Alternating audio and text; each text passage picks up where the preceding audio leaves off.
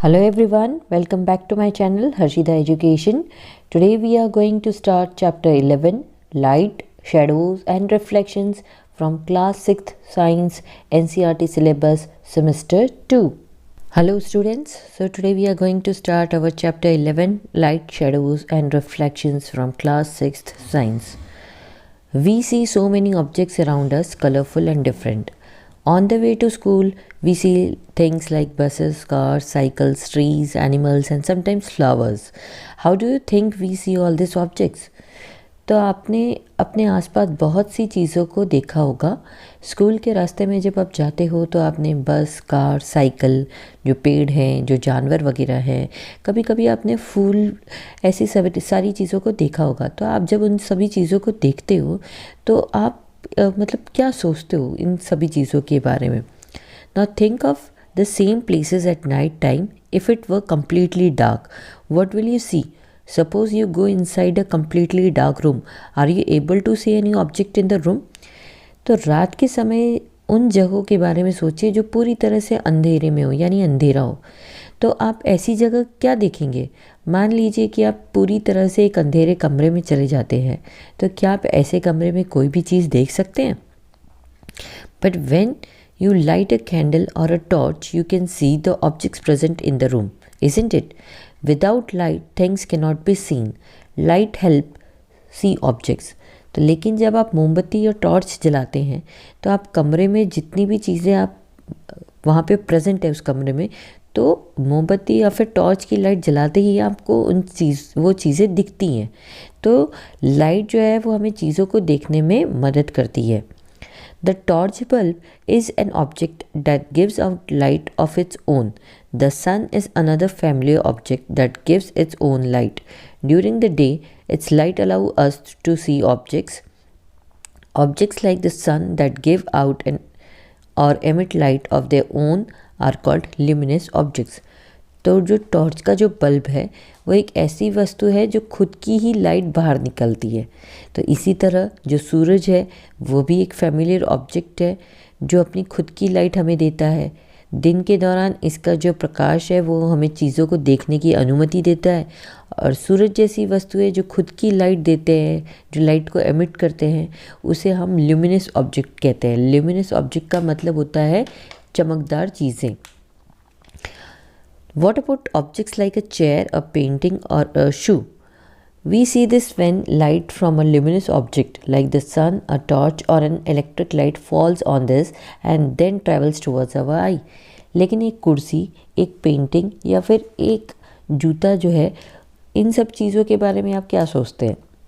हम इन सभी चीज़ों को तभी देख सकते हैं जब एक luminous ऑब्जेक्ट जैसे जो सूरज है या फिर टॉर्च है या फिर इलेक्ट्रिक लाइट है, इसकी रोशनी इन सब चीज़ों पर गिरती है और फिर हमारे आँखों में ये आती है। Next topic is 11.1 transparent, opaque and translucent objects. Recall our grouping objects as opaque, transparent or translucent in chapter 4. If we cannot see through an object at all, it is an opaque object. If you are able to see clearly through an object, it is allowing light to pass through it and is transparent. There are some objects through which we can see but not very clearly. Such objects are known as translucent. तो अगर आपको chapter 4 की जो grouping objects है, अगर आपको वो याद है, जैसे ओपेक, ट्रांसपेरेंट और ट्रांसलूसेंट, उसको अगर आप याद करते हैं, तो अगर हम किसी भी वस्तु के माध्यम से नहीं देख सकते हैं, अगर आप किसी भी चीज़ से नहीं देख सकते हैं, तो ये एक ओपेक ऑब्जेक्ट है। ओपेक ऑब्जेक्ट का मतलब होता है अपारदर्शी, जिसके आर पार आप नहीं देख सकते हैं। यदि आप किसी वस्तु के माध्यम से एकदम साफ रूप से देख पा रहे हैं और वो लाइट को आर पार होने का मौका दे रहा है, तो ऐसी चीज़ों को हम कहते हैं ट्रांसपेरेंट ऑब्जेक्ट्स। ट्रांसपेरेंट का मतलब अपारदर्शी ऑब्जेक्ट, ठीक है। सॉरी, अपारदर्शी नहीं, इसको हम पारदर्शी कहेंगे। मतलब पारदर्शी मतलब जो एक जगह से दूसरी जगह पास होने का मौका दे रहा है लाइट को। अब कुछ चीज़ें ऐसी होती हैं जिनके माध्यम से हम देख तो सकते हैं लेकिन एकदम साफ साफ नहीं देख पाते, तो ऐसी चीज़ों को हम ट्रांसलूसेंट ऑब्जेक्ट कहते हैं। ट्रांसलूसेंट को हम कहते हैं पारभासी। Now here, based on this activity is 1 is given. Look around you and collect as many objects as you can, like an eraser, plastic scale, pen, pencil, notebook, single sheet of paper, tracing paper, or a piece of cloth. Now try to look at something far away through each of these objects. Figure 11.1. Is light from a faraway object able to travel to your eye through any of the objects? Record your observation in a table as shown in table 11.1. तो अपने आसपास आप देखें और कई वस्तुओं को इकट्ठा करें, जैसे कि आपको यहाँ पे दिया है। आप क्या कर सकते हैं, इसके लिए आप एक इरेज़र जो आपके कंपास बॉक्स में मिलती है, प्लास्टिक की जो स्केल है, पेन है, पेंसिल है, नोटबुक है, या फिर एक पेपर की शीट आप ले लें, एक ट्रेसिंग पेपर ले लिए, एक कपड़े का छोटा सा टुकड़ा ले लें। अब क्या करें, इन सभी चीज़ों से एक एक करके आप बहुत दूर तक देखने की कोशिश करें इसके माध्यम से। तो यहाँ पे आप दिखाते हैं, ये आप 11.1 फिगर दिखाया है, इसमें देखिए ये बच्चा किस तरह से देख रहा है। इससे ऑब्ज़र्व करने की कोशिश कर रहे हैं इन सब चीज़ों से कि जो लाइट है वो पास हो रही है कि नहीं हो रही है। तो इसी तरह से आप भी कोशिश करें। तो क्या दूर से आती हुई जो लाइट है इस ऑब्जेक्ट के माध्यम से वो पास हो रही है? क्या आपकी आंखों में वो लाइट आ रही है? तो ये जो भी आप ऑब्ज़र्व करते हैं, तो इस ऑब्ज़र्वेशन को आप 11.1 जो टेबल है उसमें आपको रिकॉर्ड करना है। Now we see that a given object और material could be transparent, translucent और opaque depending on whether it allows light to pass through it completely, partially or not at all. तो हम क्या देखेंगे कि दी गई चीज़ें या तो ट्रांसपेरेंट है या फिर ट्रांसलूसेंट है या फिर ओपेक है। तो ये इस बात पर निर्भर करता है कि ये जो लाइट है, ये लाइट को पूरी तरह से या फिर पार्शली गुजरने देता है या नहीं। तो यहाँ पे आप देख सकते हैं 11.1 फिगर दिया है, जिसमें आपको कुछ ऑब्जेक्ट्स जो मटेरियल है वो दिए हैं, जैसे pencil, rubber ball, sheet of writing paper.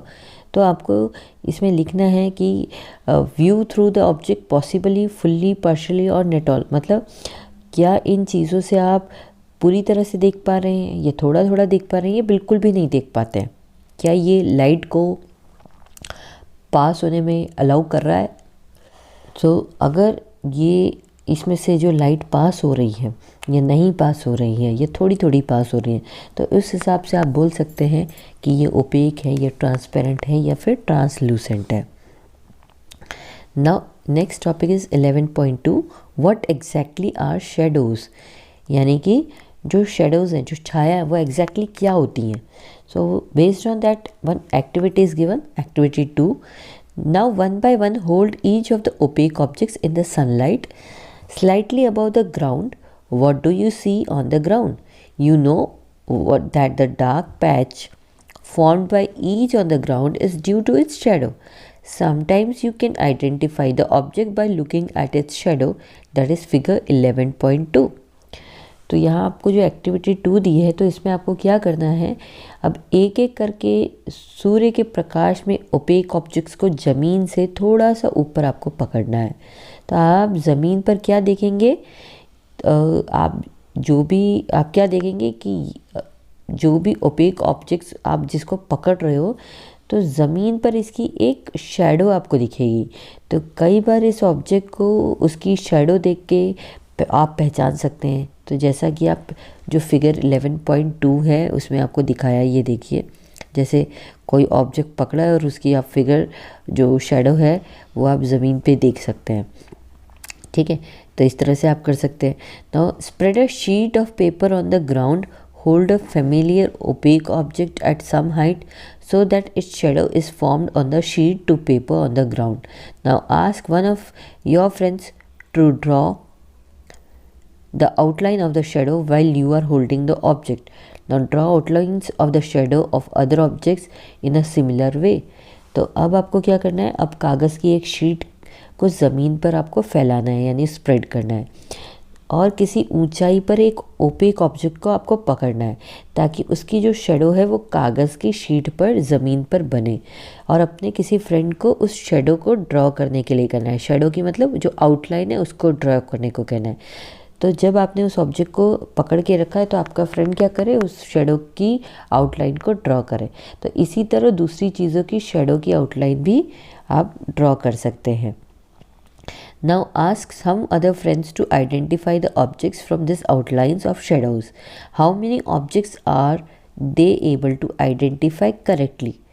Do you observe your shadow in a dark room or at night when there is no light?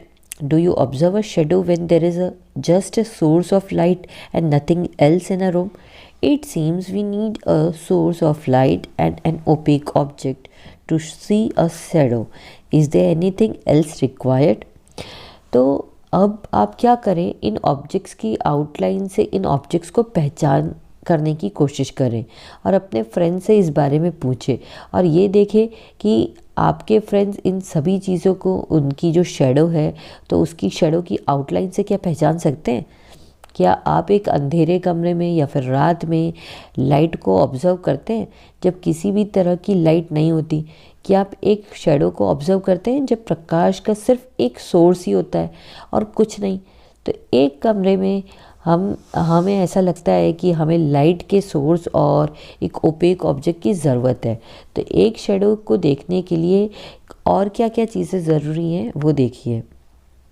Now activity 3, this is an activity that you will have to do in the dark in the evening.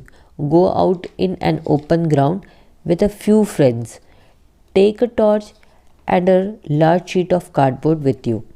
Hold the torch close to the ground and shine it upwards so that its light falls on your friend's face. You now have a source of light that is falling on an opaque object. If there were no trees, building or any other object behind your friend, would you see the shadow of your friend's head? This does not mean that there is no shadow. After all, the light from the torch is not able to pass through his body to the other side. Now ask another friend to hold the cardboard sheet behind your friend. Is the shadow now seen on the cardboard sheet that you can see in figure 11.3? Thus the shadow can be seen only on a screen, the ground walls of a room, a building or other such surfaces act as a screen for the shadows you observe in everyday life. अब यहाँ पे आपको activity 3 दी है, तो ये एक ऐसी activity है जिसे आपको अंधेरे में करना होगा या फिर शाम के समय करना है, या कुछ दोस्तों के साथ एक खुले मैदान में आप बाहर चले जाएं। अपने साथ एक टॉर्च और कार्डबोर्ड की एक बड़ी शीट रखें और टॉर्च को ज़मीन के पास पकड़ें और उसे ऊपर की ओर इस तरह से चमकाएं कि उसकी जो रोशनी है वो आपके फ्रेंड के चेहरे पर पड़े।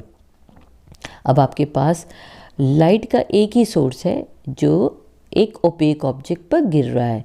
तो यदि आपके दोस्त के पीछे कोई पेड़ या फिर बिल्डिंग या कोई और चीज़ नहीं है तो आप अपने फ्रेंड के सिर पर शेडो देखेंगे। तो इसका ये मतलब नहीं है कि कोई शेडो ही नहीं है। आखिरकार टॉर्च से जो रोशनी है उसकी बॉडी से दूसरी तरफ से गुजरने में सक्षम नहीं है, वो दूसरी तरफ पास नहीं हो पा रही है। तो अब अपने फ्रेंड के पीछे जो कार्डबोर्ड शीट रखने के लिए किसी दूसरे फ्रेंड से पूछे, क्या अब आप कार्डबोर्ड शीट पर शेडो देख सकते हैं, जो कि आप 11.3 फिगर में देख सकते हैं। ये देखिए 11.3 फिगर में जो बच्चा है वो बीच में खड़ा है, एक बच्चा आगे से जो टॉर्च की जो लाइट है उसे गिरा रहा है, तो जो थर्ड बच्चा जो पीछे खड़ा है एक कार्डबोर्ड शीट पकड़ के, तो बीच वाले बच्चे की जो शेडो है वो शीट पे आपको दिख रही है। तो इस तरह से आप कर सकते हैं। तो इस तरह आप देखेंगे कि जो शेडो है वो केवल एक स्क्रीन पर देखी जा सकती है। अगर आप देखें अपनी रोज़मर्रा की ज़िंदगी में तो ज़मीन, एक कमरे की दीवार, एक बिल्डिंग या ऐसी दूसरी जो लेयर्स जो कि शेडो के लिए एक स्क्रीन के रूप में काम करती है। तो शेडो हमें चीज़ों के शेप्स के बारे में कुछ इन्फॉर्मेशन देते हैं। जैसे कभी कभी शेडो भी हमें ऑब्जेक्ट्स के शेप्स के बारे में भ्रमित करता है, यानी मिसगाइड करता है। फिगर 11.4 में कुछ शेडो हैं जिन्हें हम अपने हाथों से बना सकते हैं और ये भी मान सकते हैं कि ये अलग अलग जानवरों की शेडो है। तो इस तरह से आप शेडो बनाकर एंजॉय कर सकते हैं। तो ये आप देखें, ये 11.4 फिगर आपको दिखाया है कि किस तरह से अलग अलग हाथों की मदद से, फिंगर्स की मदद से जो शेडो है वो हमने यहाँ पर बनाई है। तो ये आप कैसे कर सकते हैं, जब किसी कमरे में अंधेरा है और हल्की सी जो लाइट है उसका आने का सोर्स है। Now activity 4, place a chair in the school ground on a sunny day. What do you observe from the shadow of the chair? Does the shadow give an accurate picture of the shape of the chair? If the chair is turned around a little, how does the shape of the shadow change? Take a thin notebook and look at its shadow. Then take a rectangular box and look at its shadow. Do the two shadows seem to have a similar shape? Take flowers or other objects of the different colors and look at their shadows, a red rose and a yellow rose. For instance, do the shadows look different in color when the colors of the objects are different? Take a long box and look at its shadow on the ground. When you move the box around, you may see that the size of the shadow changes. When is the shadow of the box the shortest? When the long side of the box is pointed towards the sun, or when the short side is pointing towards the sun. So let us use this long box to prepare a simple camera. तो activity 4 में आपको बताया है कि आप क्या करें, एक दिन दोपहर के समय जो धूप की जब होती है तो धूप में स्कूल का जो प्लेग्राउंड है वहाँ पे जाके एक चेयर रख दें। तो वो चेयर की शेडो आपको कैसी दिख रही है, फिर आप देखें इसको। तो क्या शेडो जो है वो चेयर के शेप जो है वो एकदम परफेक्ट दिखा रही है आपको? तो अगर चेयर को आप थोड़ा सा घुमा दें, मूव कर दें, तो चेयर की जो शेडो है उसका शेप कैसे चेंज होता है उसको आप ऑब्ज़र्व करें। फिर क्या करें, आप एक पतली सी आप एकदम नोटबुक ले लें और उसकी शेडो को देखें। फिर एक ज्योमेट्रिकल बॉक्स आप ले सकते हैं और उसकी शेडो को आप देखें। तो क्या इन दोनों शेडो का जो शेप है वो आपको एक जैसा लग रहा है? तो अलग अलग रंगों के आप फूल लें, एक दूसरी चीज़ें आप ले सकते हैं, तो उनकी शेडो को आप ऑब्ज़र्व करें। तो एग्जांपल के लिए आपको दिया है कि आप एक लाल कलर का गुलाब ले लें और एक पीला कलर का गुलाब ले लें। तो क्या आप जब आपको इनकी शेडो दिखती है तो क्या अलग अलग कलर की शेडो दिख रही है? तो जब चीज़ों के कलर अलग अलग होते हैं तो क्या उनकी शेडो भी आपको अलग अलग कलर की दिखेगी? नहीं, ऐसा नहीं होता है। शेडो हमको हमेशा एक ही कलर में दिखती है। अब आप क्या कर सकते हैं, अब आप एक लंबा सा बॉक्स ले सकते हैं और उसकी जो शेडो उसको ज़मीन पर देखें। तो जब आप बॉक्स को उसको चारों ओर ले जाते हैं तो आप क्या देखेंगे कि शेडो का जो शेप है वो बदलता जा रहा है। जब आप उसे मूव कर रहे हैं चारों ओर तो उसका जो शेप है वो बार बार बदलता जा रहा है। तो इस बॉक्स की शेडो कब छोटी होती है? जब बॉक्स का जो लंबा हिस्सा है वो सूरज की तरफ होता है या फिर जो छोटा हिस्सा है वो सूरज की तरफ होता है। तो इस लंबे से बॉक्स का इस्तेमाल आप क्या कर सकते हैं, एक सिंपल सा कैमरा बनाने के लिए कर सकते हैं। So till here, in our next video will continue the chapter. Bye bye.